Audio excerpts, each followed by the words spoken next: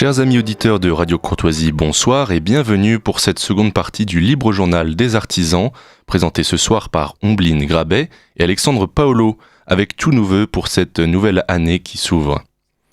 De grandes figures s'éteignent ces temps-ci. La France du pâté en croûte, du saucisson brioché et des plats mijotés pleure à nouveau.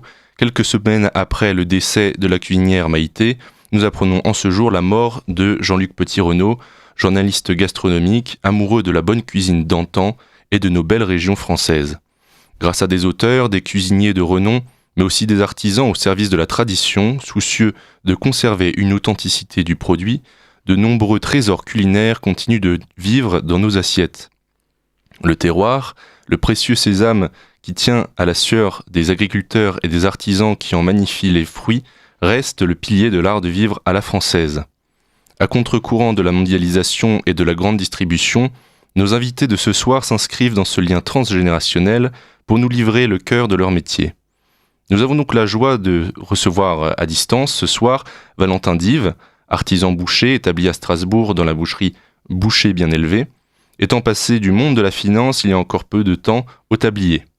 Nous avons également la chance d'avoir un regard croisé ce soir de l'autre côté de la chaîne puisque nous accueillons Philippe et Amaury Le Grel du domaine Sainte-Marie où l'élevage se pratique en famille et à l'échelle locale. Nous avions la joie le mois dernier d'accueillir dans l'équipe Camille Chacornac qui n'est pas là ce soir, mais les rangs s'étoffent à nouveau avec Ombline Grabet qui nous fait l'honneur d'être avec nous sur ce plateau et pour le reste de l'année.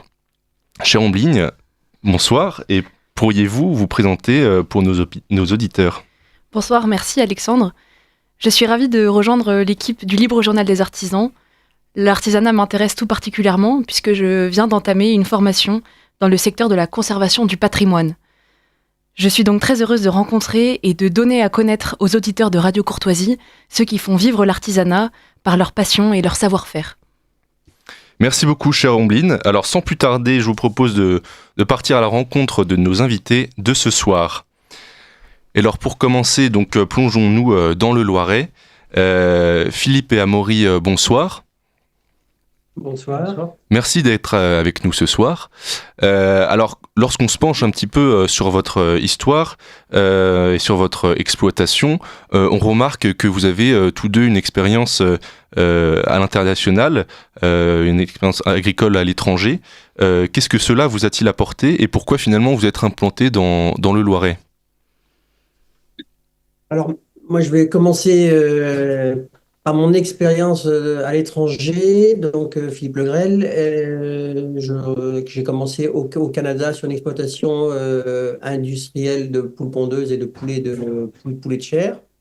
1,5 million de poules pondeuses, plus X millions de poulets, où j'avais jamais l'occasion de manger ce qu'on produisait parce que ça donnait aucune envie. Et puis, j'ai été en Afrique suivre pendant 2 ans et demi, pareil, une grosse exploitation industrielle où, à nouveau, je mangeais pas ce que je produisais parce que ça donnait pas envie, franchement. Je passe les détails. Et puis après, je suis parti à la Guadeloupe où, à nouveau, j'étais sur une grosse exploitation, mais où j'ai un petit peu finalisé en fin de parcours à la Guadeloupe. On a pu sortir les poules sous plantation de bananes et donc faire du plein air. Et quand on est rentré en France, ma femme était originaire du Loiret, donc on a pu s'installer sur quelques terres qu'elle avait du côté du 12 Heures-sur-Loire. Et on s'est dit, on peut plus continuer à produire des choses qu'on ne mange pas nous-mêmes. On veut vraiment pouvoir produire des bonnes choses qu'on va manger nous et qu'on va pouvoir offrir à notre clientèle. Et donc, c'est là qu'on a démarré le bio il y a, donc en 1999. Donc, on était un peu précurseurs dans le coin. Tous les voisins nous regardaient en chien de faïence en se disant qu'on était des gens arrivés de la ville un petit peu et qui voulaient faire du bio pour faire mode un petit peu. Et ben, très vite, bon, je dis pas on n'a pas galéré un peu au début. Ça a été pour se faire une clientèle, se faire connaître. Mais très vite, les gens ont apprécié nos produits. On a commencé avec des œufs, avec des moutons. Aujourd'hui, on a étayé avec des poulets, avec l'arrivée d'Amaury et des cochons, des vaches allaitantes et des chèvres depuis peu. Et notre but, c'était vraiment, nous installant, c'est de pouvoir faire profiter de nous contenter nous-mêmes de ce qu'on produisait et de pouvoir le faire découvrir aux gens ce que sont des bons produits. Donc, Amaury va compléter peut-être un petit peu avec son expérience aussi à l'étranger. Ouais, donc moi je suis Amaury Legrel, parti tout d'abord en Argentine après mes études. Je voulais voilà, voir un peu le monde agricole à l'étranger, voir ce qui se faisait et pour me faire une ouverture d'esprit. J'avais le retour de papa qui, lui, c'était plus au niveau de la production et moi, c'était plus par rapport à tout ce qu'on pouvait faire à l'étranger, tous les trucs qu'on pouvait apporter. Et bah voilà, là, moi, c'était en Argentine, donc au cœur d'une estancia qui faisait, c'était 12 000 hectares, 7 000 bovins. Il y avait énormément de production et je voulais voir comment ils réussissaient à mettre en place cette production-là. Et donc voilà, après, à la suite, c'était pour mettre moi, mon élevage à taille plutôt plus petite en France, mais avec des grandes surfaces, travailler un peu avec les chevaux. Pour l'instant, je ne le fais pas encore parce que voilà, c'est de la mise en place, mais travailler avec les chevaux, apporter un aspect pâturage tournant dynamique, réussir à vraiment travailler la qualité de la viande, mais sans les amener 100% en bâtiment, les engraisser comme un système voilà, qui fonctionne actuellement, mais les engraisser avec de l'aliment à gogo et où on ne se retrouve pas à la fin du mois, on se retrouve avec des charges énormes d'alimentation, alors que nos pâtures réussissent à produire l'alimentation que nos animaux ont besoin, juste en y faisant attention, en respectant cette nature qui nous donne le pâturage pour les. Et donc toute cette alimentation-là, bah voilà, c'est un travail aussi à faire parce que les terres avant, on faisait de la fauche, on mettait nos animaux derrière, on n'apportait pas forcément de fumier. Et là maintenant, bah, on essaye de respecter un peu plus la nature, de respecter un petit peu plus l'élevage qu'on fait. Et donc restreindre un petit peu l'élevage, faire moins d'élevage, mais en le gérant mieux avec justement le pâturage tournant. Et ce qui peut apporter bah, une qualité de viande totalement égale à la qualité de viande qu'on a en bâtiment, mais avec des charges beaucoup plus faibles. Égal, je dirais supérieur, parce que Mhm. un bovin qui nourrit avec de l'ensilage de maïs, par exemple, ou d'herbe, ça n'a rien à voir avec un bovin qui mange de l'herbe qui pousse directement ou qui va manger en complément en hiver du foin. Euh, en gousse, ça n'a rien à voir. On a des bêtes, nous, on arrive à avoir des bêtes aussi bien conformées que les bêtes nourries en stabulation, mais avec une alimentation qui est beaucoup plus saine et qui est beaucoup plus proche de ce que la nature, enfin ce que l'animal demande pour pour sa croissance. D'accord, donc vous avez finalement une pratique qui a été enrichie de beaucoup d'expériences.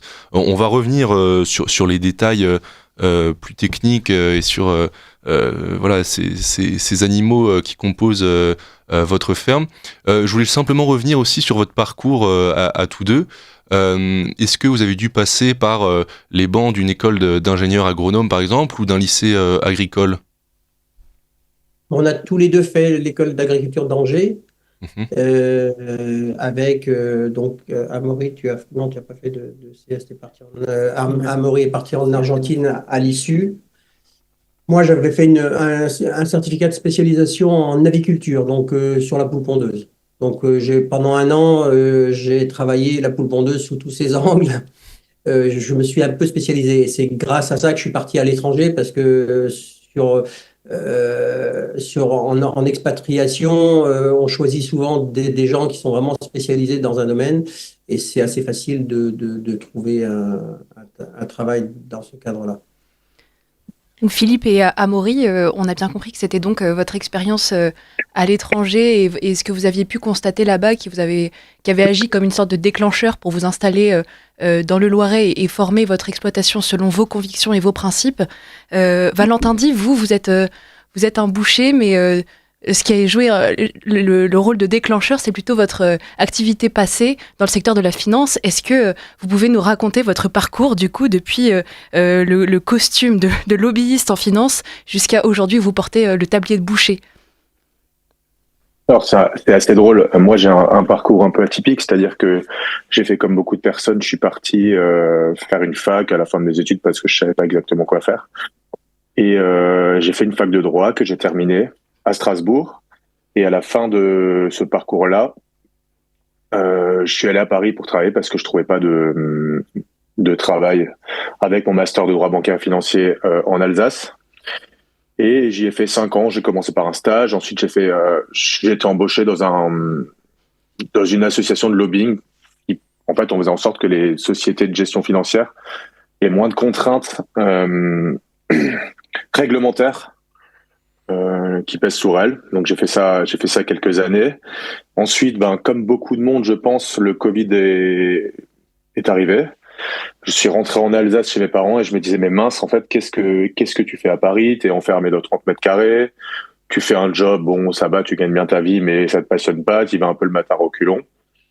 Et il se trouve que j'ai un beau-père, moi, qui est boucher charcutier depuis longtemps et qui est à la retraite depuis ce temps-là. Et avec lui, j'ai fait le tour de pas mal de petites boucheries-charcuteries en Alsace qui périclitaient en fait, qui avaient un problème de rentabilité, un problème de mise en avant, de savoir-faire.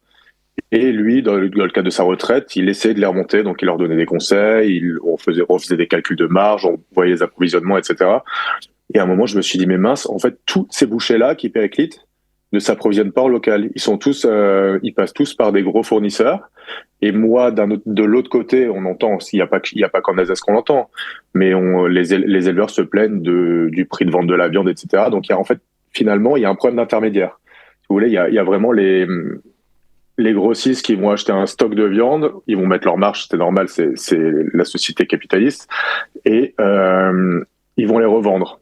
Sauf que le boucher, lui, c'est pas ce qu'il achète, et c'est généralement pas plus que le pays d'origine de sa viande, et en fait, il n'a pas de garantie de qualité. Parce que quand vous travaillez pas régulièrement avec des éleveurs, vous savez pas comment ça fonctionne. Une fois, il va avoir un steak qui sera bon, la fois d'après, non. Et en fait, le boucher a perdu toute sa valeur ajoutée par rapport au supermarché. Ils ont essayé de s'aligner en prix, et en fait, du coup, ils sont aussi alignés en qualité. Ce qui fait que, même qualité de supermarché et même prix, soit la boucherie périclite, soit la boucherie vend plus cher.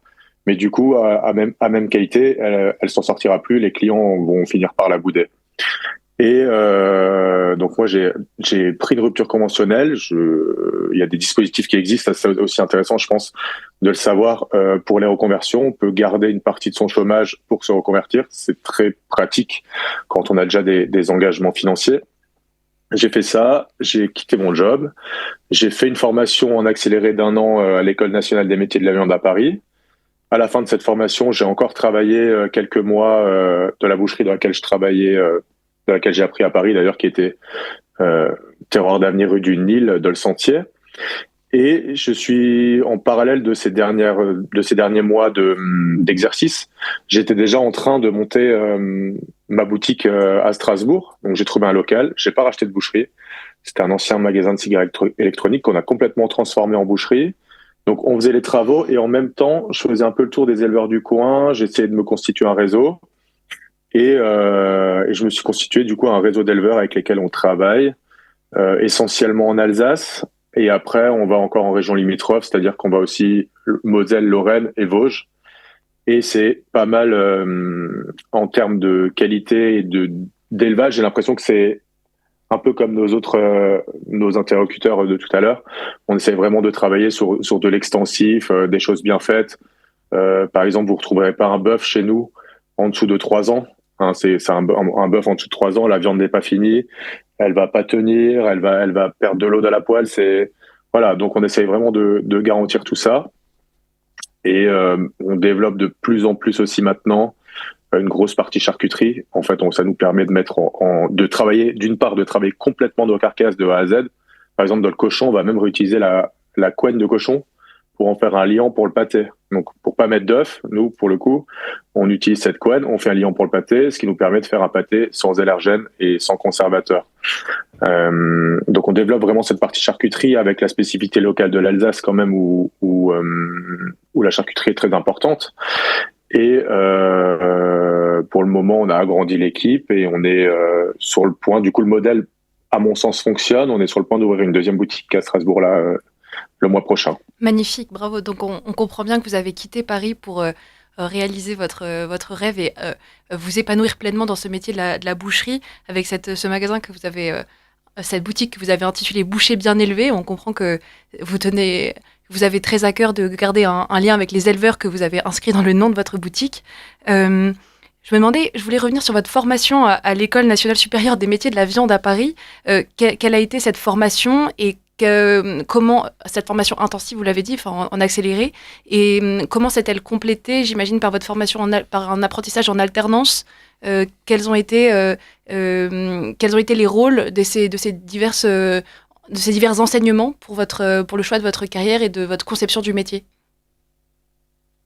En fait, c'est pas l'école qui m'a vraiment donné une conception du métier, mais c'est vraiment, je m'étais déjà forgé une idée avant. Et l'école m'a permis de mettre en pratique un peu cette vision-là.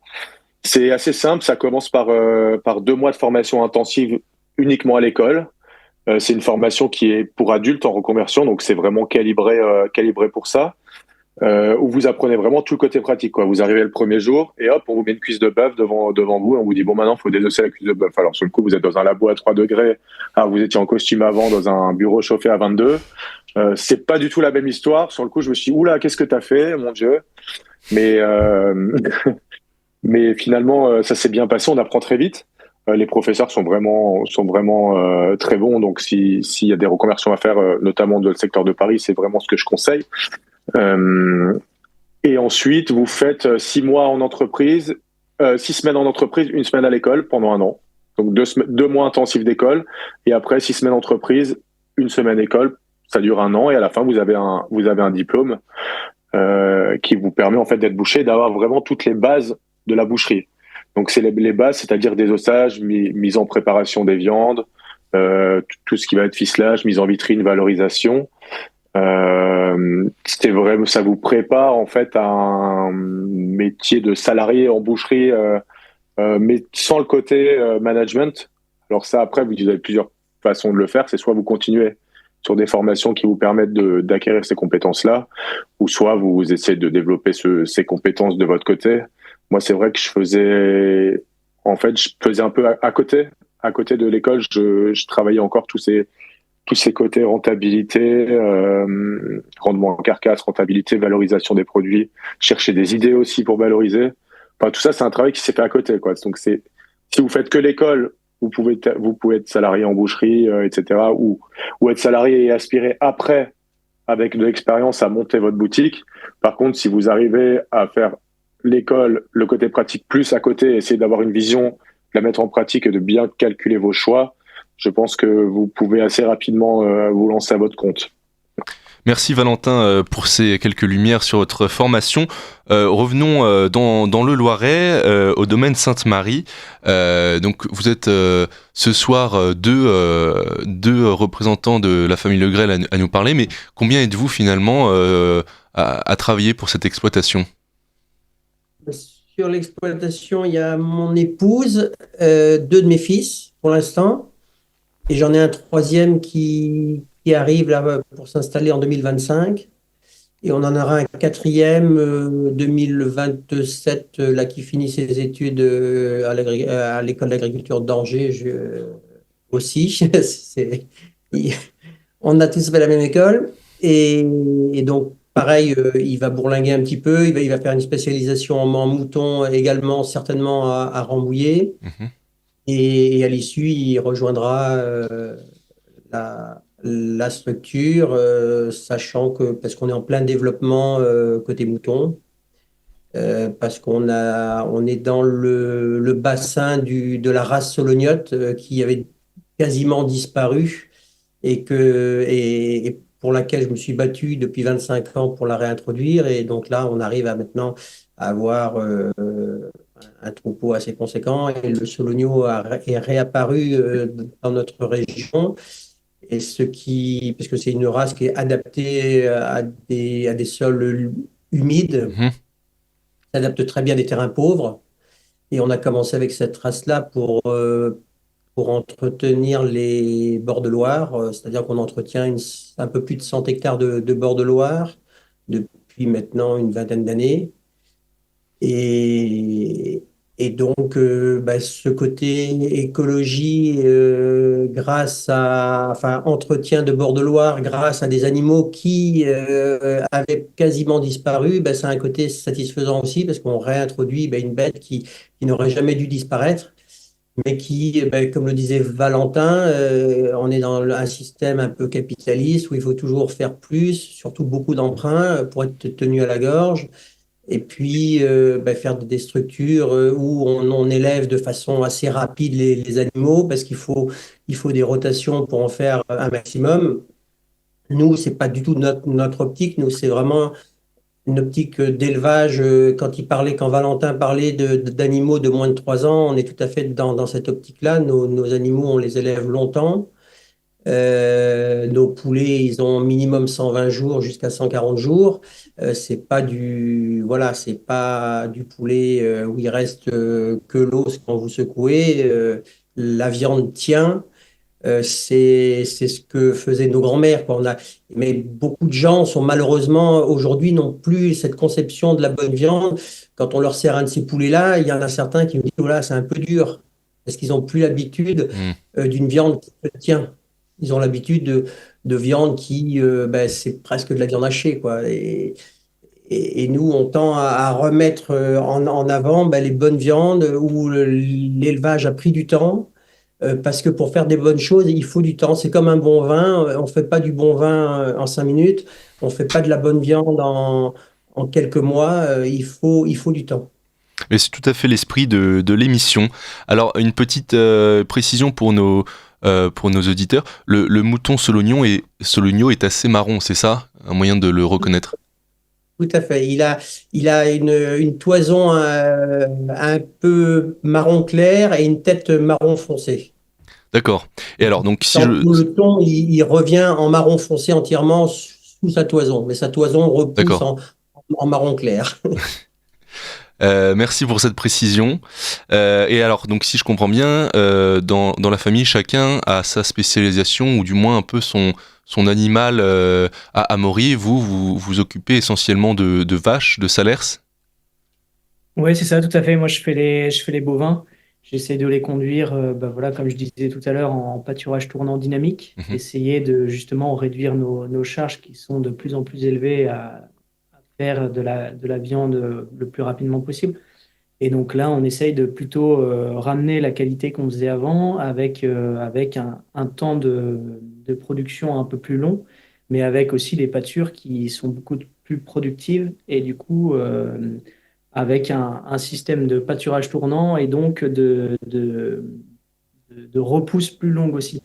Parce qu'on va déplacer les animaux tous les jours et on va les ramener sur la parcelle où on les a mis euh, un certain nombre de jours après. Parce qu'au printemps, voilà, ça va être 21 jours, mais en été comme en hiver, ça va être plus 50 jours. Et donc, on essaye de plus vraiment suivre ce que la nature fait avec vraiment la pousse et l'optimisation des pâturages et des effluents aussi en amenant une quantité d'animaux sur une petite surface, mais peu de temps. Et donc, ça suppose aussi d'avoir quand même beaucoup de surface, peut-être par rapport à un élevage conventionnel, pour permettre cette rotation de pâture. C'est ça, c'est plus un élevage très extensif. On va être sur une centaine de mères alors qu'on a quasiment 300 hectares de pâture. Mm. Et c'est vrai que l'objectif, c'est de pouvoir, de pouvoir apporter de l'alimentation toute l'année dans les pâtures. Et est-ce que vous avez quand même une partie du cycle saisonnier ou de vie de la vache en étable? Non, nous, on est en plein air intégral. D'accord. sur tous les bovins. Donc, ils ont des bois pour s'abriter s'ils veulent du vent ou quoi que ce soit. Donc, on leur laisse chaque parcelle de pré à ces bois. Euh, et donc, parce que l'animal en soi est fait pour vivre Mm. dehors. C'est notre esprit humain qui voulons que les pauvres animaux, il pleut, enfin, il faut les mettre à l'abri. Non, il a ce qu'il faut sur lui pour se protéger. Le mouton a sa toison, le bovin a son cuir. Et c'est des bêtes. Bon, nous, on travaille avec une race très rustique qui est la Salers. Mhm. Et donc, c'est des bêtes qui vèlent toutes seules au milieu des bois, au milieu des prés. On n'a pas besoin de leur faire une césarienne à chaque D'accord. fois qu'elle a. Donc, on travaille aussi la rusticité de nos bêtes pour pouvoir les élever longtemps et avoir une qualité de viande supérieure. Très bien, bah ça prend tout son sens. Et alors pour revenir au quotidien d'un boucher, Valentin Dive, quelle est votre journée type quand vous arrivez le matin? Bah alors nous on va en boucherie à 7h30. En fait, faut savoir qu'on a des horaires d'ouverture assez larges. On est ouvert de 8h30 à 19h30. Donc moi je descends à 7h30. En fonction il n'y a pas de journée type parce que c'est vraiment, je veux dire le mardi vous faites parce que on rouvre le mardi matin. Mhm. Le mardi vous n'allez pas faire ce qu'on va faire le mercredi, c'est-à-dire que le mardi matin on a vraiment tout qui arrive, toutes les bêtes, du bœuf. Il faut savoir qu'on travaille que des bêtes entières. On n'a pas de rachat, on est exclusivement en bêtes entières. Donc on a tout qui arrive le mardi matin. Donc le mardi matin, on va remplir un petit peu les vitrines avec ce qu'on a encore de la semaine d'avant, ce qui reste quand même très frais, hein, qui est très très bon. Et on va s'atteler vraiment à désosser le bœuf, le veau, l'agneau, le porc, les poulets aussi qu'on désosse nous-mêmes. On n'achète pas de découpe de poulets, on les découpe tous nous-mêmes. Comme ça, on sait exactement ce qu'on a. Euh, donc ça va vraiment être essentiellement le mardi. Le mercredi, on fait une grosse mise en place de la vitrine. On va commencer à faire quelques petites charcuteries ou plutôt des préparations bouchères, des paupiettes, des cordons bleus, des choses comme ça, vraiment pour remplir. Et après, moi, essentiellement, le jeudi, je l'utilise beaucoup pour faire tout ce qui est charcuterie. Donc on a en Alsace, on va faire nous-mêmes saucisses de foie, terrine, fromage de tête qu'on appelle Prescope. On fait le mousson de canard, on fait nous-mêmes nos saucissons, ça on le fait une fois par mois. On a une cave de sèche en fait où on contrôle l'hygrométrie, donc on va faire nous-mêmes nos saucissons en boyau naturel, vraiment bien fait. Et ensuite, à partir du vendredi, il faut quasiment que tout soit prêt pour le week-end. On peaufine le week-end. Il commence à y avoir quand même pas mal d'affluence le vendredi. Et après, le samedi, toute la journée et le dimanche matin, ça va être essentiellement de la vente et de la préparation courte. Et en fait, on va répéter ça tout le temps, sur l'année. Et les préparations varient en fonction de la saisonnalité, hein. Bien sûr, là, en hiver, on va encore ajouter du foie gras. On fait filet de bœuf Wellington, des préparations en croûte, beaucoup de tourtes, de choses comme ça. Et l'été, ça va plutôt être le côté barbecue, donc ça va être un gros aspect saucisserie. Ça varie, ça varie. Mais chez nous, vraiment le cœur de métier à la base, tout le reste, en fait, sont des embranchements. Le cœur de métier, c'est recevoir une bête entière, savoir quoi faire avec et avoir le moins de pertes possible ou pas de pertes du tout, hein, carrément. Aujourd'hui, vraiment, on est à quasiment zéro perte, à part un peu des os, etc. Quand on n'en fait pas des bouillons ou quand on le donne pas ou on pousse pas les clients à faire des bouillons eux-mêmes. Mais sinon, on est sur du zéro perte quasiment et on en est assez fiers, quoi. On travaille comme je disais avant, on réutilise la couenne du cochon pour le pâté, mais on va aussi travailler les abats, tout ce qui est foie, on fait des quenelles de foie, des choses comme ça avec. Et on va essayer de pousser le client aussi vers ces choses-là, qu'on vend très peu cher du coup les abats, parce vu qu'on travaille les carcasses entières, on les reçoit en fait avec la bête, donc on peut se permettre de les vendre très peu cher, et ça permet de réintroduire aussi le côté abat, le côté du bien manger, en dépensant peu. Et là-dessus, on va étonnamment beaucoup toucher des populations très jeunes, avec peu de moyens, mais qui sont intéressés par la cuisine, et c'est hyper intéressant comme métier, quoi. On reviendra sur cet aspect de valorisation des bas morceaux. Donc on a compris que vous aviez une démarche très vertueuse finalement, et que à la réception de la carcasse finalement, vous avez des journées très variées. Mais alors, avant cette réception, comment, vous l'avez un petit peu évoqué tout à l'heure, comment choisissez-vous déjà les éleveurs avec qui vous souhaitez coopérer, et est-ce que vous allez jusqu'à choisir les bêtes que vous allez utiliser, ou c'est plus dans la globalité du partenariat? Donc, comme dit, on choisit vraiment les éleveurs avec qui on veut travailler. On travaille avec des éleveurs qui sont en extensif. Aussi, on fait très attention, nous, à la géographie, quoi. On veut pas aller plus loin que les Vosges et la Moselle. On priorise l'Alsace et après pas plus loin que les Vosges et la Moselle, parce que l'idée, c'est aussi de faire vivre les gens de chez nous. Moi, ça me tient vraiment à cœur. Je suis assez chauvin. Je suis pas rentré en Alsace pour rien. Donc, vraiment faire vivre les gens d'ici, les gens qui galèrent, mais qui bossent bien. Et donc, on a notre cahier des charges, c'est-à-dire qu'on veut toujours des bêtes, par exemple, sur le bœuf. Je reviens au bœuf parce que c'est le plus caractéristique quand même. Aujourd'hui, vous avez plein de boucheries, plein de boucheries pas chères, entre guillemets, si je puis dire. Mais c'est même pas le sujet. Mais dans plein de boucheries, vous avez ce qu'on appelle des jeunes bovins. C'est des bœufs d'1 an et demi. C'est entre le veau et le bœuf. C'est vraiment, c'est dur comme du bois. C'est rempli de flotte. C'est élevé de façon hyper intensive. Et ce que vous retrouvez dans la majorité des supermarchés parce que c'est rentable. Là où nous, on demande vraiment à nos éleveurs d'être sur du 3 ans minimum, avec des bêtes bien conformées, un persier quand même. On cherche aussi à avoir un peu de persier parce que c'est quand même dans le gras qu'est le goût. Après, moi, j'aime le trait persier, mais on a dû s'adapter parce qu'on a une clientèle ici qui veut pas forcément trop de persier. Mais on l'oblige quand même un peu parce que c'est quand même le goût et à la fin, tout le monde est content. Et en fait, ça, c'est sur le bœuf. Sur le cochon, on essaie de travailler différentes races du coin aussi. On privilégie toujours le cochon plein air. Hein. Moi, là, on a du mal aussi, c'est pour avoir des carcasses qui dépassent les 100 kilos. Moi, j'aime le cochon qui fait 100, 120, 130, 140 kilos. Des cochons qui sont vraiment énormes, sur lesquels il y a de la bonne viande qui est pas comme la viande de cochon qu'on connaît, un peu beige comme ça, mais qui va être rouge, quoi, rouge vif, qui va presque ressembler à du bœuf et qui a vraiment le goût du cochon. On travaille avec du cochon fermier de ce côté-là, avec du duroc essentiellement. Et après, on va faire de façon exceptionnelle et par parcimonie du cochon de race gascon, élevé avec les glandes dans les forêts, etc. C'est vraiment les deux aspects qu'on fait. Et nous, on veut vraiment faire la promotion de la viande française, alsacienne, mais aussi française. Au tout début, quand on a ouvert, c'est assez drôle. Les clients nous disaient, oui, est-ce que vous avez, je sais même plus, du bœuf de Kobe, ou est-ce que vous avez telle et telle race, etc., etc. Enfin, les races à la mode, quoi, Angus. Alors, on a eu du mal un peu, et on a un peu frustré des clients au début. Je pense qu'on en a perdu en disant, bah non, nous, on s'attache pas essentiellement à la race, mais vraiment à la façon d'élever. Donc, aujourd'hui, tout ce que vous avez en vitrine, on n'a pas 3-4 sortes de côtes de bœuf de races différentes en vitrine. On a une sorte, et ça va être en fonction de notre rotation de bêtes. Ça peut être de la limousine, ça peut être de la salaire, ça peut être de la blonde d'Aquitaine, ça peut être de la vosgienne aussi, des bêtes du coin. Mais ça va être vraiment en fonction de ce que les éleveurs peuvent nous donner et ce qu'on a ici.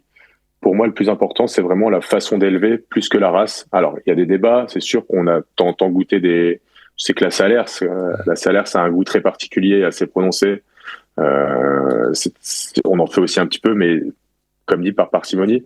Mais on se limite pas à ça, quoi. Nous, c'est vraiment... on veut une viande de qualité, bien d'ici, vraiment bien d'ici, et bien élevée, toujours. Évidemment. Et alors, qui fait ses courses chez le boucher, finalement? Quelle population retrouve-t-on par récurrence?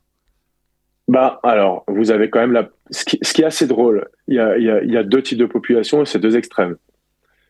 Soit vous avez une population plutôt âgée, qui là, pour le coup, recherche de la qualité, a les moyens de se payer de la qualité. Et vous avez une population jeune qui n'a pas forcément d'argent, mais qui cherche à bien manger. Et ils ont deux modes d'alimentation différents. Donc la population qui va et la population, pardon. Et je digresse un peu, et vous avez la population du milieu qui est un peu, je pense qu'on va pas aimer ce que je vais dire, mais qui est un peu une population de boomers, qui était la population du tout supermarché, faut que tout aille vite. Faut qu'un steak, tac, en 2 minutes ce soit prêt. On fait pas de bourguignon, on fait pas de plat en sauce parce qu'on n'a pas le temps, etc., etc.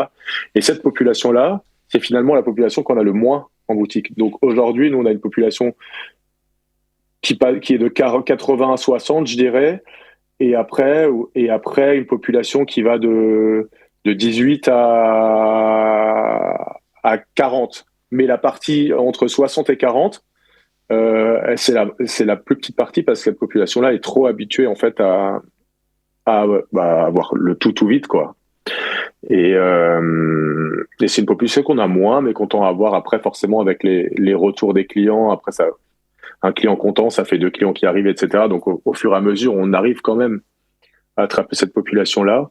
Et alors ces 2 populations qu'on a aux 2 extrémités, la population plus âgée, c'est drôle parce qu'au début, on n'avait que des clients qui nous disaient « Bonjour, vous avez du filet de bœuf ?» Alors, on a un bœuf par semaine ou un demi-bœuf par semaine. Sur un demi-bœuf, il y a un filet, quoi. Un filet, c'est 2% de la bête. Donc, comment expliquer qu'on a un filet pour la semaine et pas 15? Donc, on a orienté les clients vers d'autres choses, vers du filet de rumsteak, vers du rumsteak, en disant, goûtez ça, c'est le filet de rumsteak d'une bonne bête, c'est aussi tendre que du filet, c'est moins cher et ça a plus de goût. Par exemple, en argumentant comme ça. Ou tiens, goûtez la petite pièce du boucher, ça vous coûtera 3 fois moins cher et ce sera tout aussi tendre, c'est juste pas rond. C'est juste, votre steak n'est juste pas rond. Et ce qui est assez drôle maintenant, c'est que quand on met du filet en vitrine, c'est le truc qui peut être le plus à partir, quoi. Tellement on a rabâché ce discours-là. On constatait ça avec mes collègues encore hier. On se disait mais le filet il part pas, c'est très bizarre. Et en fait c'est vraiment, je pense, à force de rabâcher ce discours-là, et des clients viennent et nous disent, par exemple à Noël on avait une commande de tourne d'eau et on avait du filet, donc on a mis du tourne d'eau. Normalement le tourne d'eau c'est dans le filet. Et la cliente pas contente me dit ah, mais vous nous avez mis du filet. Chez vous, on vient justement parce qu'on peut avoir des pièces aussi bonnes, un peu moins chères, et pour découvrir d'autres choses, etc. Et là, je me suis dit, c'est quand même le monde à l'envers. Une personne qui, à Noël, veut pas son tourne-d'eau dans le filet, mais veut une pièce du boucher, quoi. Mais c'était assez drôle. Et donc, pour revenir à ça, de l'autre côté, on a une population beaucoup plus jeune. D'ailleurs, on fait quelques petits partenariats avec des petites réductions pour les organismes étudiants, les résidences étudiantes, ces choses-là. Et cette population-là vient chercher le bien manger, donc va être plus encline à acheter un peu de viande pour faire des pot-au-feu, parce que forcément, c'est plus rentable. Ils cuisinent pour la semaine, juste comme ça. On a aussi fait, depuis le début, je voulais que la boucherie reste accessible à tout le monde. Je voulais vraiment pas que ce soit pour une élite. Donc, par exemple, on fait le burger de viande super avec nos carcasses. Ça nous permet aussi, nous, de passer nos morceaux qui sont un peu durs et moins bons en qualité bourguignon en faisant de la viande hachée. Et on fait notre Big Burger, ce qu'on appelle Big Burger, c'est 180 grammes et c'est à 3 € pièce, c'est prêt à manger. Ça fonctionne très bien sur tout ce qui est étudiant. Au début, on en vendait, 3-4 kilos en tout par jour, et là, on est plus à 12, quoi. Donc, les gens se sont passés le mot et achètent même ça pour faire des lasagnes, des choses comme ça. Nous, ça nous équilibre la carcasse et ça permet aussi à des gens qui ont moins de pouvoir d'achat de manger correctement. Et comme dit, ensuite, c'est vraiment les abats. On essaie vraiment d'envoyer les jeunes vers les abats en leur disant, écoutez, goûtez, vous verrez, c'est tout aussi bon. Par exemple, un foie de génisse de 3 ans, c'est certes un tout petit peu moins tendre que du foie de veau, comme vous pouvez l'acheter n'importe où. Mais par contre, ça a plus de goût et ça coûte juste 5 fois moins cher, quoi. On vend ça 10 € du kilo pour que tout le monde puisse l'acheter. Vous faites une tranche de 200 grammes, c'est 2 €. Voilà, vous faites une petite pomme de terre avec et vous avez un repas budget étudiant tout compris et bien fait, quoi. Donc c'est vraiment sur ces 2 aspects-là, nous, notre enjeu toujours, c'est de pouvoir passer une carcasse. Et du coup, en utilisant ces 2 publics-là, ça nous permet en fait de le faire. Et ça nous permet de garder une qualité égale tout le temps pour tous nos clients. Donc celui qui va acheter du filet de bœuf, il va payer une partie du prix de celui qui va acheter un burger à 3 € et on équilibre notre bête comme ça, quoi. Très bien, mais merci. Je sais pas si le dernier propos a été clair, ouais. C'est-à-dire que le burger, voilà, c'est pour, en fait, le filet de bœuf, moi c'est pas ce que je considère le meilleur, mais c'est ce qui est le plus demandé, entre guillemets. Donc c'est ce qu'on va mettre le plus cher pour permettre à quelqu'un d'autre d'acheter un petit burger à 3 €. Voilà. Je vois. Et d'ailleurs, c'est assez rassurant de voir que la jeunesse s'intéresse de nouveau à ces démarches enracinées. Et c'est un constat d'ailleurs qu'on partage dans cette émission. On remarque dans les nombreux sujets que l'on traite, parfois très éloignés de la boucherie ou de l'élevage, les jeunes ont un regain d'intérêt pour ces questions d'artisanat, de local et de démarche vertueuse. Alors juste avant la courte pause musicale, je voulais revenir sur votre clientèle à vous, au domaine Sainte-Marie. J'imagine que Philippe et Amaury, vous avez chacun une clientèle différente en fonction des animaux que vous traitez. Puisque Philippe, vous produisez essentiellement des œufs, et Amaury, je le rappelle, de la viande bovine de la Salers. Oui, tout à fait. Donc, c'est vrai que sur la partie œufs, on vend essentiellement aux magasins spécialisés, tout ce qui est Biocoop, Naturalia, Bio c'est bon, enfin voilà, tous les magasins spécialisés en bio, un petit peu en grande surface localement, parce que je veux que mon produit soit quand même un produit local. Et pour la partie viande, on est beaucoup plus axé sur le particulier qui justement, comme disait Valentin, ne trouve plus son compte chez le boucher du coin parce que le boucher du coin s'est aligné à la grande surface pour être compétitif, sauf qu'il n'a pas compris. Et nos bouchers, on le voit ici, ils ouvrent, ça dure 3 ans, ils ferment après. Parce qu'ils n'ont pas compris qu'il fallait travailler avec les locaux, faire de la bonne bête, enfin aller choisir ces bêtes pour avoir une qualité qui ne soit pas celle de la grande surface. Et donc, on travaille avec du particulier en colis ou en individuel aussi. On met quelques morceaux sous vide pour que la petite grand-mère puisse quand même nous acheter parce qu'elle va forcément pas acheter 10 kilos d'un coup.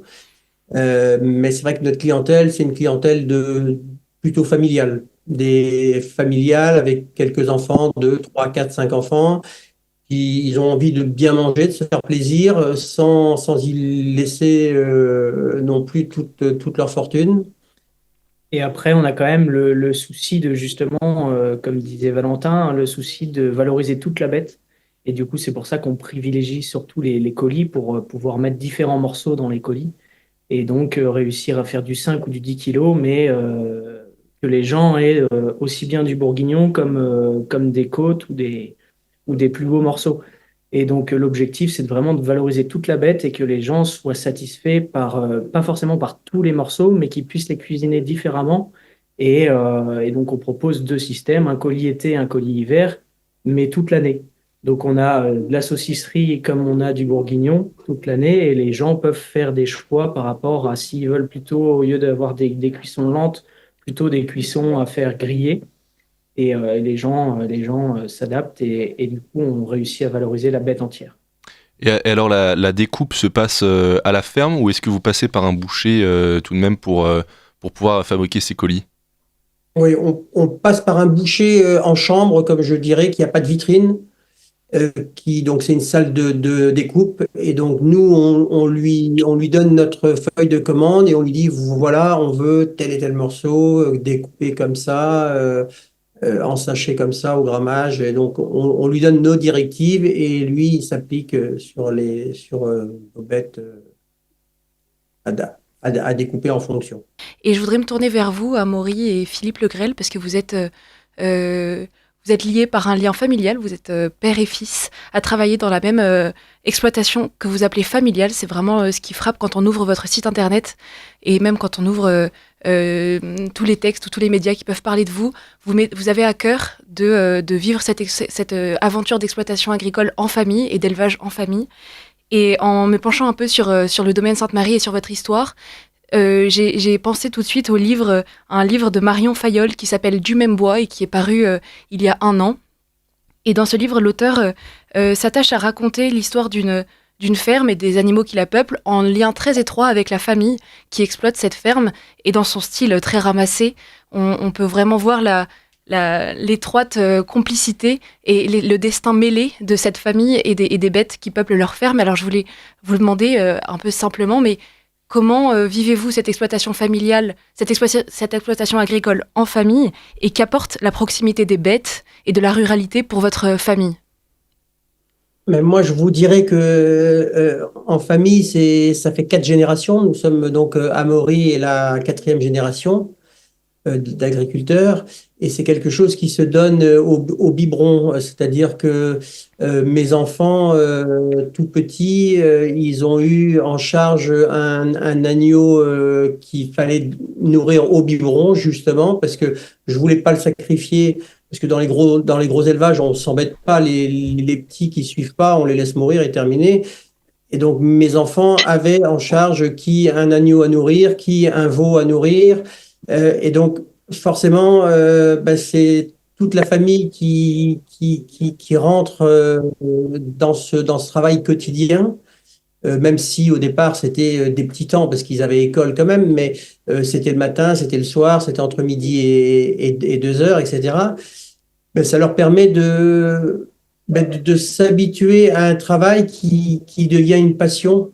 Et c'est-à-dire que, et c'est pour ça que c'est très difficile pour quelqu'un qui n'est pas du milieu agricole de devenir agriculteur, parce que quand vous n'êtes pas né dedans, c'est compliqué du jour au lendemain vous dire l'animal, ça demande 100% d'attention, 100% de votre temps. Ça veut dire qu'il n'y a pas de week-end, enfin, ou très peu, il n'y a pas de vacances, ou très peu. Alors bon, l'avantage d'être père et fils sur une même exploitation, ça nous permet quand même quelques libertés, d'avoir un week-end de temps en temps ou quelques vacances, mais c'est vrai que ça n'a rien à voir avec le commun des mortels. Mais en même temps, c'est pas un travail où on y va entraînant les pieds le matin parce qu'on est trop content de retrouver nos bêtes. On est trop content de voir que le petit agneau qu'on avait essayé de sauver la veille, qui était mourant, que le lendemain, il va beaucoup mieux et qu'il est reparti. Donc, il y a une satisfaction au quotidien. On vit avec nos bêtes, on s'y attache. On a nos vaches, par exemple, l'espérance de vie moyenne des vaches dans les fermes classiques, c'est autour de 6 ans. Nous, nos vaches, elles vont jusqu'à 21, 22 ans. Donc, on les garde longtemps parce qu'on n'est pas dans la rentabilité, on est dans l'affectif, mais un affectif, on est quand même, on a quand même en tête qu'il faut que ça soit rentable. Mais justement, en faisant une qualité qui va derrière, on arrive à rentabiliser notre atelier alors que nos bêtes, on les emmène loin, on s'y attache et il y a ce lien qui se crée et qui se communique de père en fils. Donc, moi-même, j'ai eu ça avec mes parents, qu'ils avaient reçu de leurs parents et j'espère que Amaury va le retransmettre à ses enfants à son tour. Et donc pour vous, Amaury, c'était naturel de rejoindre votre père dans son exploitation, et comment s'est passé justement cet apprentissage aux côtés de votre papa? Moi, c'était un peu ça, ouais. C'était à l'école, on me disait qu'est-ce que tu veux faire plus tard? On sait jamais ce qu'on veut faire, en fait. Et puis, moi, je répondais tout de suite du tac au tac, toujours comme papa. Et c'est vrai que c'était le petit mot marrant, mais cet aspect où justement, quand on est baigné, quand on est, euh, on est tout simplement passionné par ce métier, être avec des animaux, on va les voir le matin, on va les voir le soir. C'est quelque chose, on ressent aussi l'animal, c'est vraiment une complexité qu'on a aussi avec eux. Et le fait de les avoir nourris au biberon, le fait d'avoir la vache qu'on a gardée 15-20 ans parce que c'est celle qui nous mène le troupeau, c'est celle qui vient vers nous dès qu'on appelle tout le troupeau ou des trucs comme ça, c'est vrai que c'est une passion. Moi, je suis père depuis peu, je viens d'avoir une fille qui a maintenant 2 mois. Et c'est vrai que j'ai qu'une hâte, c'est qu'elle puisse marcher et que je puisse l'emmener aux vaches avec moi et lui faire découvrir aussi cette passion que j'ai eue de la part de mes parents, quoi. C'est très intéressant ce que vous dites, parce que justement dans le roman de Marion Fayolle qui s'appelle Du même bois, on suit le destin d'une petite fille qui naît à la ferme et qui grandit, et on voit bien que l'auteur mêle l'histoire de cette petite fille avec l'histoire des petits veaux et des petits agneaux qui grandissent aussi dans ce roman. Et c'est très beau que vous puissiez aussi à votre tour vivre cette paternité et transmettre votre passion à votre fille. Et je me demandais aussi dans quelle mesure est-ce que votre relation et votre affection, on l'a bien vu pour vos animaux, pour vos bêtes, influence et a une conséquence sur votre relation, vos relations en famille.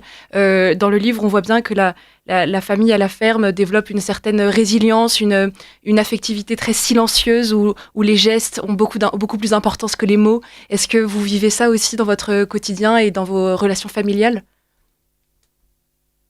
Oui, enfin, je pense que c'est ce qui se vit. C'est vrai que là, bon, nous avons 10 enfants, dont 8 garçons. Donc, on a un potentiel de repreneurs qui arrive.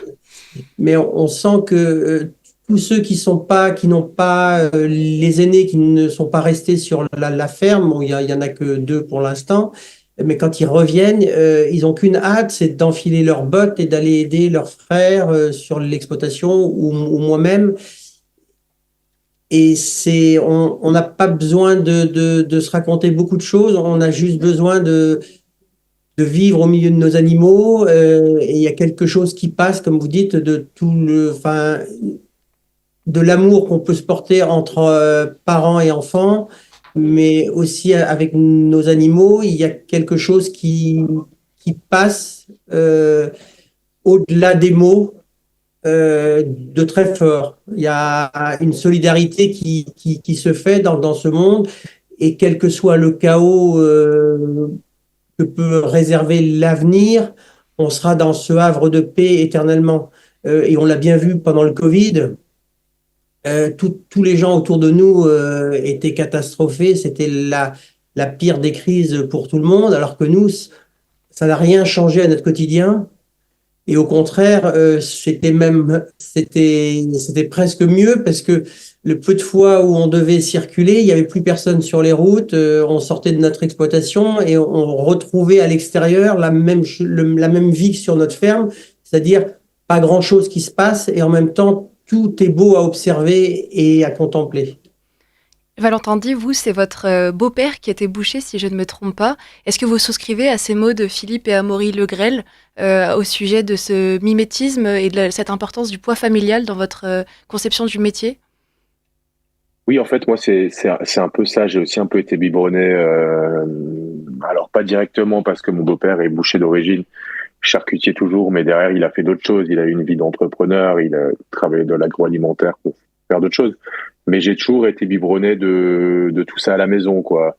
Les histoires d'entrepreneuriat, on avait tout le temps aussi sur la table tous les 2 jours. Il allait dans plein de charcuteries différentes, plein de boucheries, et on faisait un gros plat avec toutes les saucisses qu'on pouvait imaginer au goûter. On disait, ah tiens, ça c'est pas mal, ça c'est moins bon. Ça comme ça, il disait, ah oui, voilà, ça c'est pas bon parce qu'il faudrait le faire comme ça, etc. Donc on a toujours eu cette culture à la maison. Et c'est vrai que moi, ça m'a rendu très exigeant là-dessus. Et c'est pour ça que j'ai trouvé plus mon compte et que j'avais envie en fait, de faire que des trucs très quali de mes mains, et de pouvoir les proposer aux gens, quoi, de montrer ce qu'est vraiment de la viande ou de la charcuterie de qualité. Et c'était pas une histoire directement familiale, parce que moi, cette boutique, je l'ai montée entre guillemets tout seul, mais toujours quand même avec mon beau-père derrière, qui m'a aidé pour plein de choses, qui m'a aidé pour les recettes. Sur la viande, on n'a pas toujours été d'accord, parce qu'il a il a une façon de penser un peu différente. Mais sur la charcuterie, il m'a très aidé. Et j'ai ma maman qui a travaillé avec nous. Oui, on vous entend plus. Non, c'est bon. Oui, c'est bon, c'est Oui, ça revenu. y est, on vous entend. Oh, désolé. Oui, j'ai ma maman qui travaille avec nous aussi, qui a beaucoup travaillé avec nous au départ et qui nous aide encore un petit peu maintenant. Donc ça reste quand même aussi une aventure familiale. Et au-delà de ça, je trouve que même nos salariés aujourd'hui, j'ai ouvert tout seul mon premier salarié, c'est moi qui l'ai formé. Et je suis content de le former, on en forme un deuxième.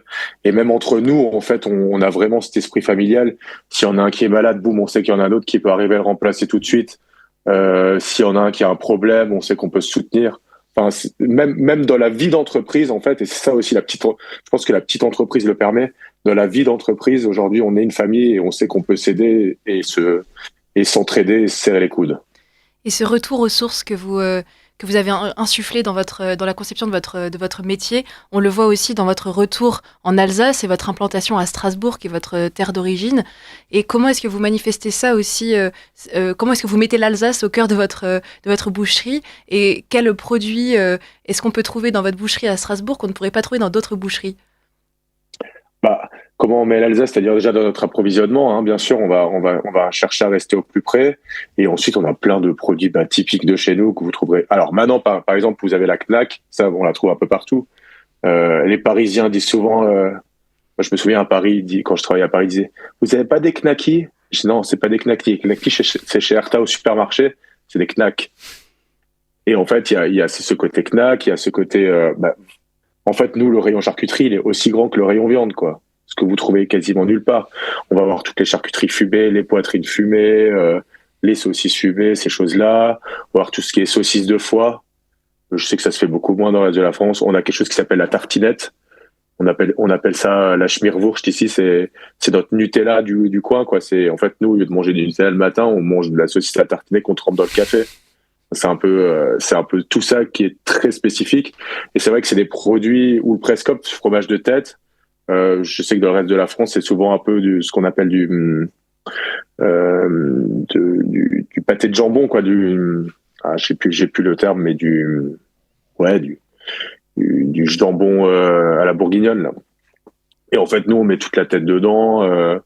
C'est plein de choses, de la saucisse à croquer, fumée aussi, etc. Donc on a plein de choses comme ça qui font vraiment je pense, notre force et notre identité. Et c'est vrai que sur des produits, on essaie de retrouver vraiment les anciennes recettes. On a plein de produits qui ont été déformés. Nous, par exemple, sur notre saucisse de foie, on a un réseau de magasins qui était très célèbre avant en Alsace, qui s'appelle la Coop. Je ne sais pas si ça parle à des gens.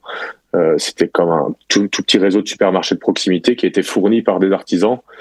Et on a retrouvé l'épice de la saucisse de foie que la Coop utilisait il y a 40 ans. Donc en fait, on a des gens qui viennent, des clients, notamment les plus âgés du coup, qui disent je comprends pas votre saucisse de foie, elle me rappelle la saucisse de foie de mon enfance, c'est incroyable, j'ai plus jamais mangé ça de ma vie. Et ça nous fait plaisir de préserver l'identité à travers ça.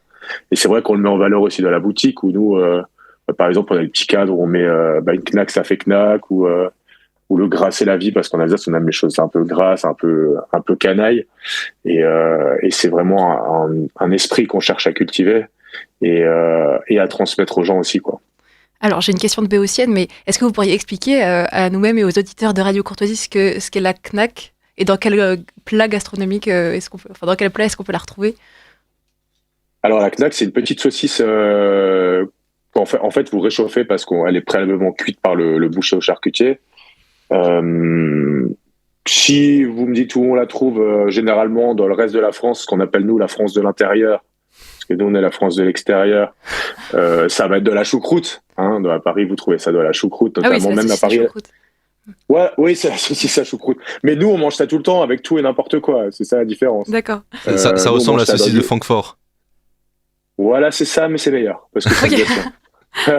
Et mais voilà, effectivement, oui, on met ça dans la choucroute, mais nous, on mange ça dans du pain, on mange ça comme ça, on la mange même sans la chauffer froide le matin au petit-déj. Enfin, c'est vraiment quelque chose qui fait l'identité de l'Alsace. C'est vrai, quand on parle d'Alsace, on pense tarte flambée et knack, quoi. Mm. Et Valentin dit, vous êtes donc, on l'entend bien, un boucher bien enraciné en Alsace, mais vous êtes aussi un boucher connecté avec votre page Instagram qui est régulièrement alimentée. Plusieurs médias et notamment des grandes chaînes de télé nationales ont parlé de vous. Alors quel est votre rapport aux réseaux sociaux et à la médiatisation de votre travail qui porte en lui-même pourtant un retour à l'authentique et au charnel? En fait, moi, j'essaie de transmettre ma passion parce que je sais que au départ, quand j'ai été exposé médiatiquement, tout est venu de quelque chose d'un événement un peu banal, c'est-à-dire qu'en fait, je veux expliquer justement par les réseaux à mes amis ce que je fais, parce que bon, c'est sûr que du jour au lendemain, je bossais à Paris dans un bureau, je deviens boucher, je me suis dit, il faut que j'explique ça aux gens, ils vont rien comprendre sinon, etc. Donc, je crée un petit texte comme ça que j'écris et je le mets sur Facebook et je me dis, tiens, pour partager ça à mes anciens collègues, etc., je vais mettre ça sur LinkedIn. Puis je pars, je prends une douche, je reviens 5 minutes après, je vois qu'il y a 100 000 vues sur LinkedIn d'un coup. Et je me dis, ouais, c'est quoi ce truc? Et en fait, c'est parti dans des proportions inimaginables avec des milliers de commentaires, des trucs. Et on se rend compte qu'il y a plein de gens, en fait, qui veulent changer de métier, aller dans des métiers plus enracinés, qui savent pas comment faire. Et souvent, c'est même pas au-delà de ne pas savoir comment faire, c'est ne pas oser le faire. Et j'ai eu plein de témoignages comme ça qui sont venus à la suite. Et je me suis dit, il faut quand même créer quelque chose, essayer de faire en sorte que les gens puissent voir comment ça fonctionne. Le métier d'artisanat, essayer de se projeter. Et c'est vrai qu'aujourd'hui, on arrive aussi à recruter par ça. Hein. C'est montrer comment on travaille, ça permet de recruter soit des personnes qui ont envie de bien faire leur métier, soit des apprentis. Nous, on n'a que des apprentis en reconversion quasiment chez nous. Et ça permet de mettre en lumière le métier, de montrer que c'est un métier noble et que c'est pas parce que longtemps, en fait, les métiers d'artisanat, hein, même la boucherie, c'est vraiment tel truc. Quand vous dites à quelque chose, vous faites un travail dégueulasse, on dit un travail de boucher souvent, quoi. Voilà, ça veut tout dire. On a mis souvent le boucher, dans une position, si vous voulez, sociale et de travail pas noble, mais en fait, c'est un métier qui demande un grand savoir-faire. Si vous voulez équilibrer vos carcasses, tout vendre, bien faire votre métier, ça demande beaucoup de résilience et de savoir-faire, d'inventivité, de la gestion d'entreprise. Et c'est ce qu'on essaye un peu de montrer à travers les réseaux sociaux. C'est vrai qu'en ce moment, on a un peu moins le temps parce que, là, il y a eu Noël. Ça aussi, il faut le savoir, si vous devenez boucher à Noël, c'est 20 heures par jour. Hein. Il n'y a pas moyen de faire en dessous. Donc, on a moins le temps. J'ai moins le temps. J'ai toujours voulu garder un peu moi-même l'alimentation du compte. Aujourd'hui, je sais pas ce qu'on va faire parce que on a un peu un tournant où on a besoin d'être dans l'entreprise, on n'a plus trop le temps de faire de photos, de choses comme ça.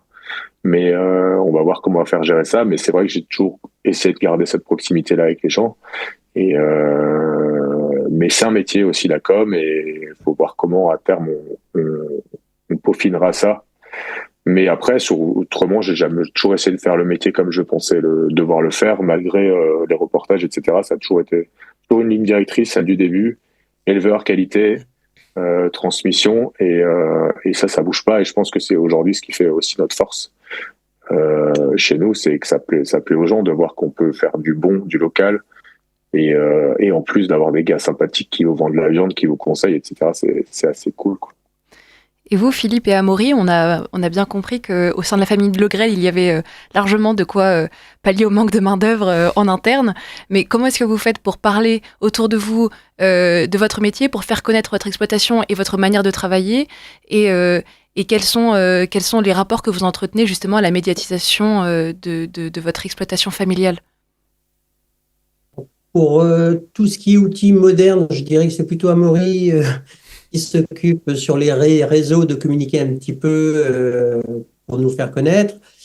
Après, moi, je suis plutôt dans l'outil traditionnel, c'est-à-dire passer à la radio, à la télé, dans les journaux, ça c'est plus ma partie. En local. Et voilà, localement. Et c'est vrai que ma fierté, ça a été notamment à plusieurs reprises, j'ai réussi à faire manger de la viande à des véganes qui étaient venus sur l'exploitation. Et ils ont fini par me dire, mais c'est extraordinaire. Ils se sont remis à manger de la viande en me disant, mais on ne mangera que votre viande. Et donc, il y a vraiment une communication à faire pour tous ces gens qui pensent que on élève les animaux juste pour les tuer. Non, on les élève par amour pour faire de la qualité. Et donc, la communication, c'est important parce que je crois que c'est le mois sans viande, sans protéines animales, sans tout ça. Pour moi, ça n'a pas beaucoup de sens. L'homme, dans sa biologie, est fait pour... il est omnivore, donc il mange des fruits, des légumes et de la viande. Et ce n'est pas dans sa nature de vouloir supprimer tout ce qui est animal. Et c'est dommage, parce que c'est quand même excellent. Oui, c'est sûr. Et Amaury, vous, comment est-ce que donc vous arrivez à gérer cette communication de votre travail sur les réseaux et à essayer d'attirer des jeunes comme vous qui n'ont peut-être pas forcément grandi dans ce milieu rural, comme vous, qui avez eu la chance d'être élevés à la ferme. Comment est-ce que vos contemporains, vos amis vous perçoivent et perçoivent votre métier? Et du coup, plus via donc Facebook et Instagram surtout, pour justement pouvoir partager notre métier en justement prenant des vidéos, des instants qu'on réalise sur la ferme.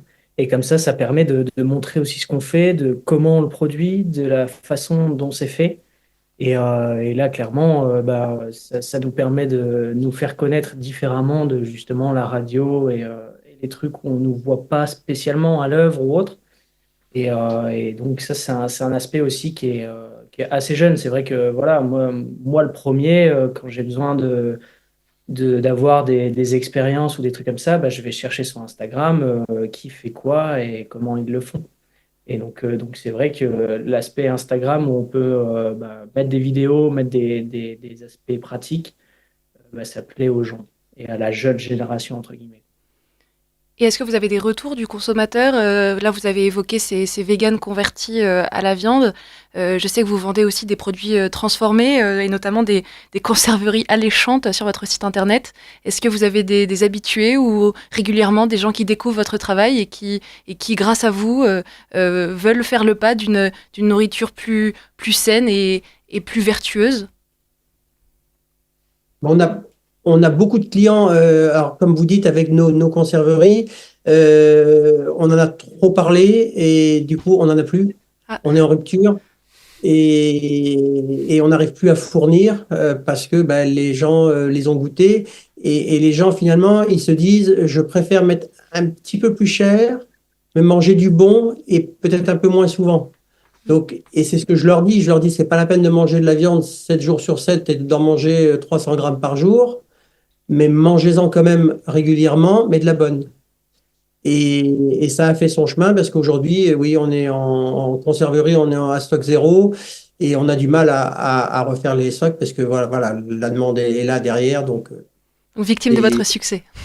exactement. Pour nous, c'est très satisfaisant. Oui, j'imagine. Et c'est une production familiale aussi, ces conserveries? La conserverie, on fait faire donc dans une conserverie, mais avec des recettes qu'on a choisies et qui sont bien précises. Des bonnes vieilles recettes et où justement les gens découvrent des saveurs qu'ils n'imaginaient pas. D'accord, magnifique. C'est très prometteur. Une question d'auditeur que nous venons de recevoir. Comment les intervenants vivent-ils les accords comme le Mercosur? Craignent-ils un impact sur leur chiffre d'affaires, sur leur activité, ou au contraire, leur spécificité les protège-t-il? Alors cette question introduit finalement cette partie, puisque ce sont des sujets qu'on voulait aborder, et puis je pense que vous allez chacun y passer autant du côté élevage que du côté boucherie.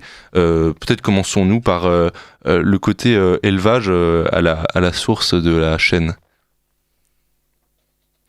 Nous, du côté élevage, je vous dirais qu'on a fidélisé une clientèle, ça va pas changer grand-chose pour nous. Pour le monde agricole en général, je pense que ça va faire un bouleversement et je comprends pas dans un monde où on nous parle d'écologie qu'on signe des accords pour faire venir des animaux à l'autre bout de la planète et après on vient nous dire que les vaches polluent avec les pets de vache, ça fait une pollution.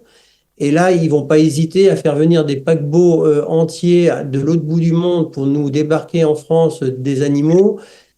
J'ai un petit peu de mal à comprendre la logique de ceux qui nous gouvernent.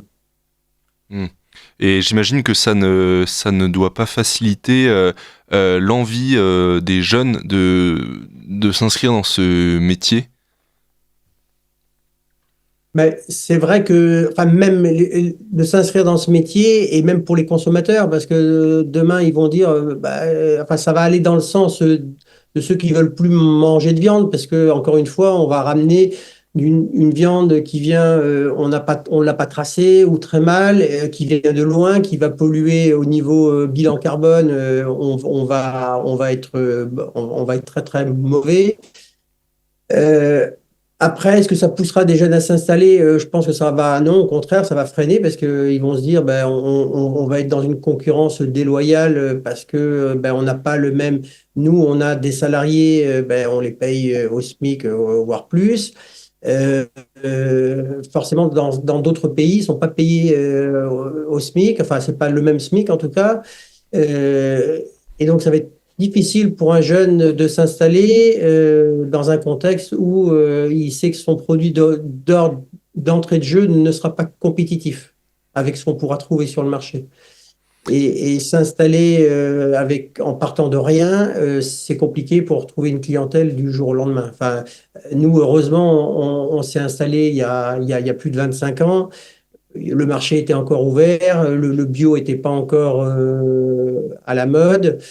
Donc, on est arrivé avec un produit haut de gamme d'entrée de jeu dans un marché qui était à faire. Aujourd'hui, je pense que ça va être plus compliqué pour des jeunes et ça risque malheureusement de refroidir plus les installations qu'autre chose. Alors, vous avez une clientèle fidélisée, vous l'avez évoqué, mais vous êtes également mandataire de certains supermarchés, notamment pour les œufs. Ce sont des points de vente auxquels vous avez recours. Et alors, comment arrivez-vous à être compétitif avec d'autres œufs de poules élevés en batterie dans ces supermarchés? On n'est pas compétitif, on ne propose pas le même produit. Là aujourd'hui, il faut savoir que en bio, on manque d'œufs. On manque d'œufs en bio et en non bio en France globalement parce qu'ils ont tué tellement de poules à cause des salmonelles qu'on ne produit plus assez d'œufs. Et donc on les fait venir de Pologne, sachant que venant de Pologne, je suis pas sûr que l'œuf soit produit avec les mêmes normes et les mêmes exigences au niveau du salaire, etc.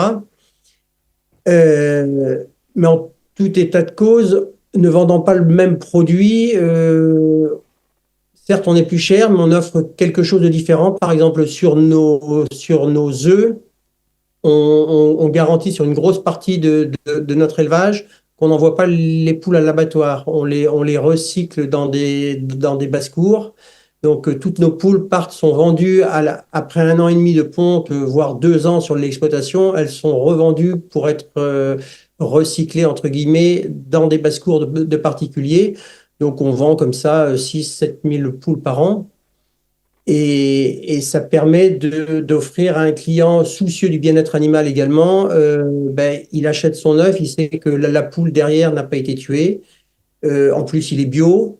Nous, on est plutôt dans un bio un peu plus dans le sens où nos parcours sont plus grands que la norme. Les poules, si on a une exigence de les faire sortir à midi, nous, elles sortent plutôt à 8 heures du matin, etc.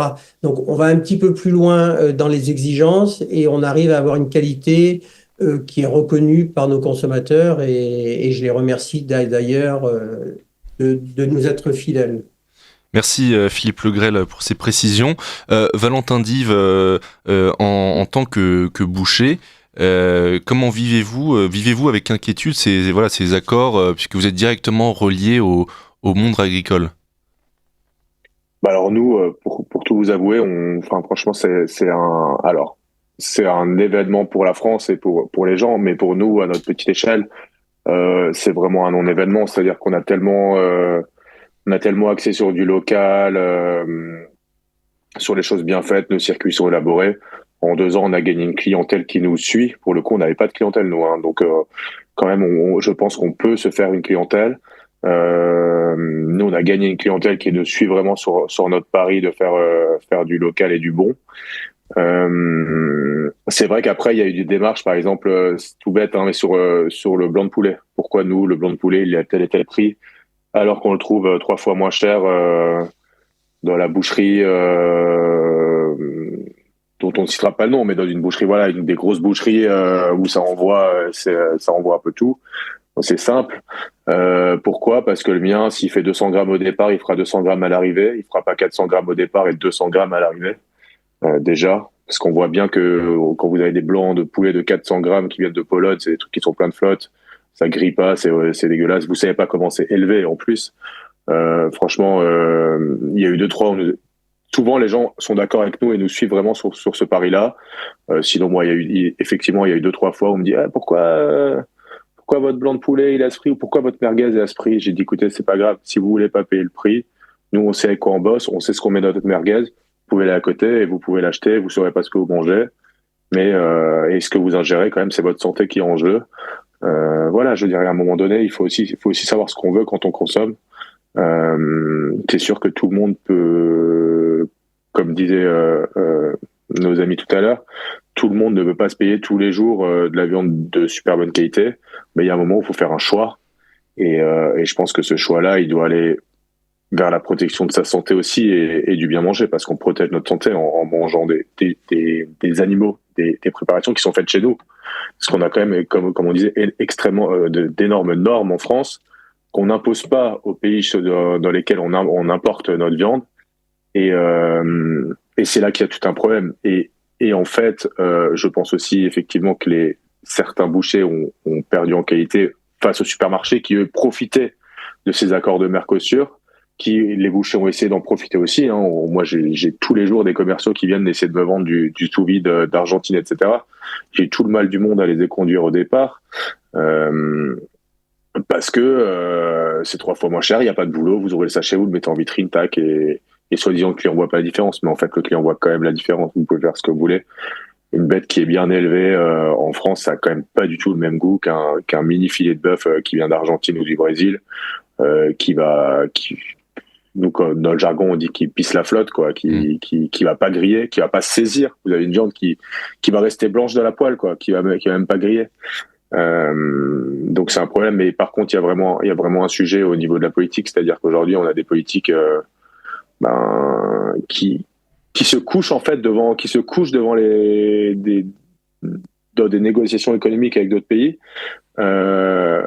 et qui, malgré toutes les interventions télévisées, qui vont chez les éleveurs en disant on vous soutient, etc., en fait ils font tout l'inverse, ils se couchent et ça casse l'agriculture et l'élevage français, ça casse les PME françaises. Vraiment, aujourd'hui, il y a rien qui est fait pour vous donner envie de vous installer, si ce n'est que vous ayez une passion et envie de vous dire bon, je suis un peu fou, ok, je m'installe. Mais sinon, rien n'est fait pour ça, quoi. C'est assez dramatique. Et Valentin, vous avez évoqué les normes qui sont souvent une contrainte dans vos métiers. Et vous, Philippe et Amaury Legrel, vous avez fait le choix de l'agriculture biologique. Quels sont les inconvénients et en même temps les atouts qui vous poussent à faire ce choix-là en dépit des normes supplémentaires qui s'imposent à vous? Comme vous dites, les inconvénients, c'est voilà, il y a une plus grande traçabilité à avoir, plus de registres à tenir. C'est un peu plus compliqué, mais on s'y fait. C'est une question d'habitude. Il y a surtout des coûts bien plus élevés qu'en système conventionnel. Au final, on va être très, très dépendant des cours du marché bio. Typiquement, on essaye de localiser aussi nos productions. On essaye de travailler avec des producteurs aux alentours. Et forcément, les coûts de production sont élevés, donc ils sont obligés de nous les vendre cher. Et donc, on est très contraint aussi par ces coûts élevés. Oui, puis en plus, on a le souci d'avoir un commerce équitable, c'est-à-dire que pour toutes nos volailles, on n'est pas céréalier, donc on produit pas nos céréales, mais on va les chercher à proximité, là, au sud de Montargis, donc à une demi-heure de chez nous. On a un éleveur, un agriculteur qui nous cultive du maïs, du blé, enfin toutes sortes de céréales, et on lui achète au-dessus du cours du marché volontairement parce qu'on veut que lui aussi puisse gagner sa vie plus correctement.